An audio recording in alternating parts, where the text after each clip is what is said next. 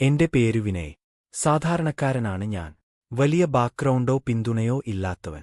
എങ്കിലും എന്നിൽ എപ്പോഴും ഒരു ചോദ്യം ഉണ്ടായിരുന്നു, ഞാൻ എന്തിനാണ് ജനിച്ചത്? നമ്മുടെ നാട്ടിലെ ഒരു ചെറുപുരയിലായിരുന്നു ഞങ്ങളുടെ കുടുംബം. അച്ഛനൊരു വെൽഡിംഗ് വർക്ക്ഷോപ്പിൽ ജോലിയെടുത്ത് കുടുംബം പോറ്റുന്നവൻ. അമ്മ വീട്ടമ്മ. ഞാൻ പഠിച്ചത് സർക്കാർ സ്കൂളിൽ. സങ്കോചം കൂടി നടക്കുന്നവൻ ആയിരുന്നു ഞാൻ. വലിയ കൂട്ടത്തിൽ സംസാരിക്കാൻ പറ്റാത്ത ഇൻട്രോവേർട്ട്. പക്ഷേ എനിക്ക് എഴുതാൻ ഇഷ്ടം.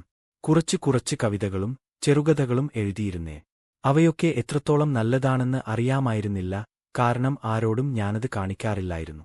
എങ്കിലും ഉള്ളിൽ ഒരൊറ്റ ഓർമ്മ എപ്പോഴും ഉണ്ടായിരുന്നു, ഒരു ദിവസം ഈ വാക്കുകൾ എങ്കിലും എന്റെ ജീവിതം മാറ്റും. ഒരു ദിവസം സ്കൂളിൽ ഒരു എഴുത്തുപരീക്ഷ ഉണ്ടായിരുന്നു, ജീവിതം എന്ന ഒരു പാഠശാല എന്ന വിഷയം. ഞാൻ ആ ദിവസം ആദ്യമായി എന്റെ മനസ്സിനുള്ളിൽ ഒളിച്ചിരുന്ന ആത്മവിശ്വാസത്തെ പുറത്തു കൊണ്ടുവന്നു. ഞാൻ എന്റെ അനുഭവങ്ങൾ എഴുതിയതായിരുന്നു, എങ്ങനെ ചെറുതായി തന്നെ മാറ്റാൻ ഞാൻ പഠിച്ചിരിക്കുന്നു എന്ന്. അടുത്ത ആഴ്ച ക്ലാസ്സിൽ ഒരു മാറ്റമുണ്ടായി. ടീച്ചർ എന്റെ പേപ്പർ മുഴുവൻ ക്ലാസ്സിന് മുന്നിൽ വായിച്ചു. അവളുടെ കണ്ണിൽ നോക്കുമ്പോൾ ഞാൻ ആദ്യമായി ഒന്ന് തിരിച്ചറിഞ്ഞു, ഞാനൊരാളാണ്. അത് ഒരു ചെറിയ കാര്യമായി തോന്നാമല്ലോ, പക്ഷേ അന്ന് എന്റെ ജീവിതം മാറാൻ തുടങ്ങി. എനിക്ക് ആദ്യമായി തോന്നി, ഞാനെന്തെങ്കിലും ചെയ്യാം.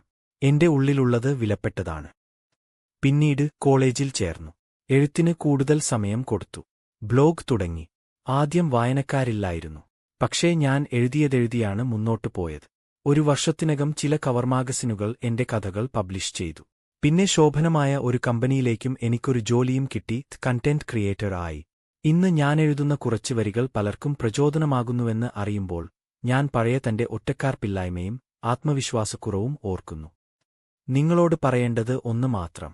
നമ്മുടെ ആത്മവിശ്വാസം എപ്പോഴും മറ്റുള്ളവരുടെ അംഗീകാരത്തിൽ നിന്നല്ല കണ്ടെത്തേണ്ടത്.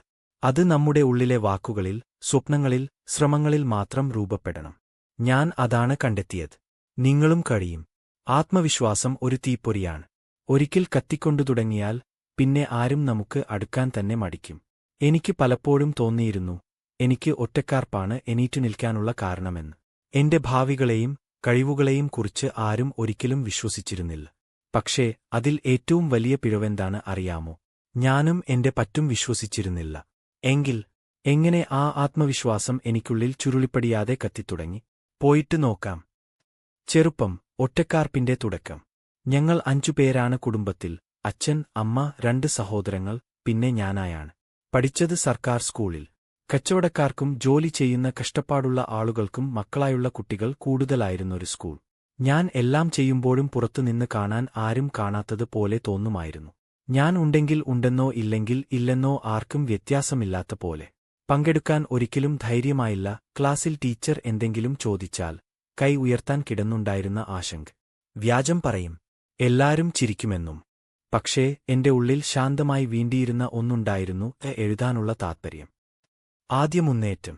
400ാമത്തെയാണെന്ന് തോന്നുന്നു, സ്കൂളിൽ ഒരു പ്രതിഭാസംഗമം ഉണ്ടായിരുന്ന ദിവസം.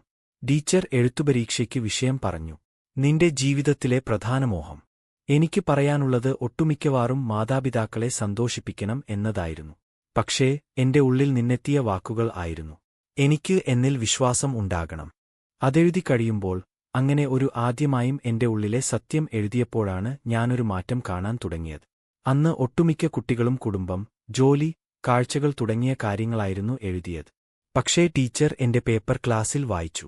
ഞാൻ ആദ്യം മൂക്ക് താഴേക്ക് നോക്കി നിന്നെങ്കിലും പിന്നെ ക്ലാസ്സിലെ ചില കുട്ടികൾ കൈതട്ടി. ഒരുപാട് ആളുകൾക്ക് അതേ ആശയം തന്നെ ഉള്ളിൽ ഉണ്ടായിരുന്നതാണ്. ആ 10 മിനിറ്റ് ആയിരുന്നു എന്റെ ജീവിതത്തിലെ ആദ്യത്തെ വിജയമണിക്കൂറുകൾ. കോളേജിൽ ആത്മവിശ്വാസം പടർന്ന വഴി. പിന്തുടർന്ന് ഞാൻ കോളേജിൽ ചേർന്നു. കുറച്ചു വൈകിയാണെങ്കിലും ഞാൻ എന്റെ കൈവശമുള്ളതിൽ ഏറ്റവും മികച്ചത് നൽകാൻ തീരുമാനിച്ചു. എഴുത്ത് ഇനി വെറും പ്രിയം അല്ല, എന്റെ ഇടയൊരിടം ആയിരുന്നു. പക്ഷേ എത്രയും അതിമനോഹരമായ എഴുത്തുകൾ ഒറ്റക്കെട്ടായി ഫോൾഡറിലോ ഡയറിയിലോ ഒതുങ്ങിയിരുന്നെങ്കിൽ അതെന്തിനുള്ളത്? ഒരു ദിവസം ഒരു സുഹൃത്ത് എന്റെ കുറിപ്പുകൾ കണ്ടു. ഇത് നീ പോസ്റ്റാവണമെന്നല്ലേ? നിനക്ക് ഒട്ടനവധി വായനക്കാർ ഉണ്ടാകും.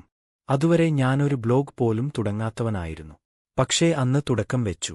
നിത്യവാക്യം എന്ന പേരിൽ ഒരു ചെറിയ ബ്ലോഗ്. ആദ്യ കുറിപ്പിന് 2 ലൈക്ക് മാത്രം. ഒന്ന് എന്റെ സുഹൃത്തിന്റേത്, മറ്റേത് എന്റേതോട്ടോ. എങ്കിലും ഞാൻ എഴുതിയുകൊണ്ടിരുന്നു. ഞാൻ എപ്പോഴും ഒരു വാചകമെടുത്ത് ഓർമ്മിച്ചിരുന്നതുണ്ട്. 1000 ആളുകൾ നിന്നെ നിരാകരിച്ചേക്കാം, പക്ഷേ നീ നിന്നെ അംഗീകരിച്ചാൽ അതുമതിയാകും. തുടർന്ന് വിജയം. കാലം മാറിയപ്പോൾ എന്റെ ബ്ലോഗ് വായിക്കുന്നവരുടെ എണ്ണം കൂടുതലായി. ഒരു ദിവസം ജിറ്റ് ഓഫ് ഖസുനൈഗ് എന്ന ഒരു വെബ് മാഗസിനിൽ നിന്ന് ഒരു മെയിൽ. നിന്റെ ബ്ലോഗ് ലേഖനങ്ങൾ കാണുന്നു. ഞങ്ങളുടെ പ്ലാറ്റ്ഫോമിലേക്കും എഴുതാമോ? ആ ദിവസത്തെ കമ്പ്യൂട്ടർ സ്ക്രീനിന്റെ മുന്നിൽ നിന്ന് താനെനിക്ക് ഒരിക്കലും മറക്കാനാവില്ല. കണ്ണിൽ നീർ, കാതിൽ ഒരു നിശബ്ദ ഉച്ഛ്വാസം. നീ തുടങ്ങി, അതിന് ഫലം ഇനിയാണ്. എന്റെ കഥകൾക്കെതിരായ ആദ്യ പ്രതിഫലം കിട്ടി. അതൊരു വമ്പൻ തുകയില്ല, പക്ഷേ ആ തുക എന്റെ ആത്മവിശ്വാസത്തിന്റെ വില ആയിരുന്നു. ഇന്ന് ഞാൻ ഒരു ഫുൾ ടൈം കണ്ടന്റ് ക്രിയേറ്റർ ആണ്.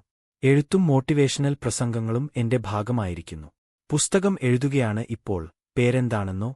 വിശ്വാസം എന്നൊരു ജ്വാൽ. ഉള്ള നേരം സന്തോഷം ആയി ഇരിക്കുക.